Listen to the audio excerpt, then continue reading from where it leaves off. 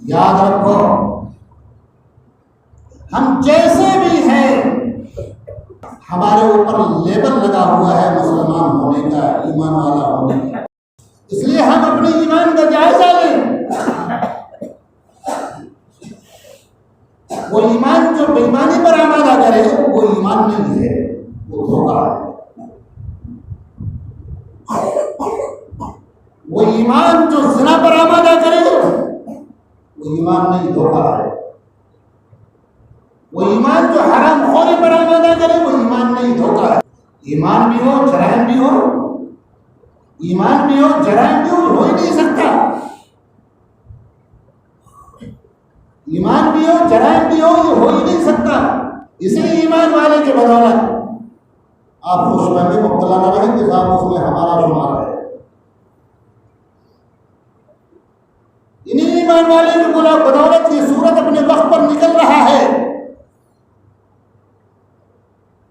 یہ ہوائیں چل رہی ہے، یہ زمین ٹکی ہوئی ہے، یہ آسمان ٹکا ہوا ہے۔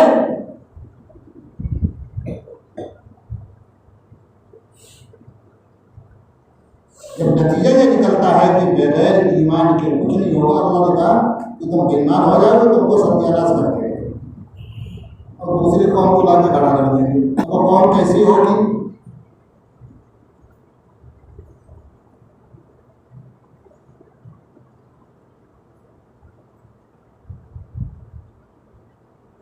مسلمان اندر سے بھی مسلمان ہے اور باہر سے بھی مسلمان ہے۔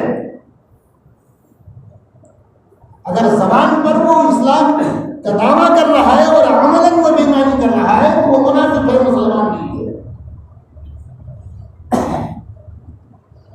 اور کافر سے زیادہ شدید عذاب دیا جائے گا منافقین کو، جن کی وجہ سے اسلام کو نقصان پہنچ رہا ہے۔ پوری دنیا اللہ فرمائے گی یوم یکشفون ساقوہ یوم یسجدون، اللہ فرمائے گی کہ سجدہ کر لو۔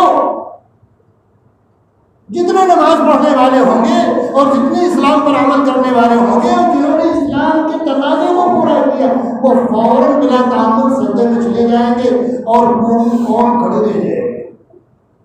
وہ جھکنا چاہیں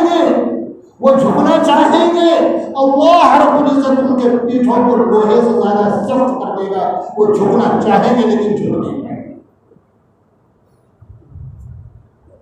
پھر ایسا عمل ہم کیوں کریں؟ پوری دنیا میں آج مسلمانوں کو ذلت کی نگاہ سے دیکھا جا رہا ہے۔ کون سا ایسا عمل ہے برائیوں میں سے جو ہمارے اندر نہیں ہے؟ دشمنی کی اجازت ہے اللہ کی، دوستی کی اجازت ہے اللہ کی۔ ہم دوستی بھی اپنے لیے کرتے ہیں اور دشمنی بھی اپنے لیے کرتے ہیں۔ ہمارے نفس کے خلاف ہوا اس سے بڑا ہمارا کوئی دشمن نہیں۔ ہمارے نفس کے خلاف ہوا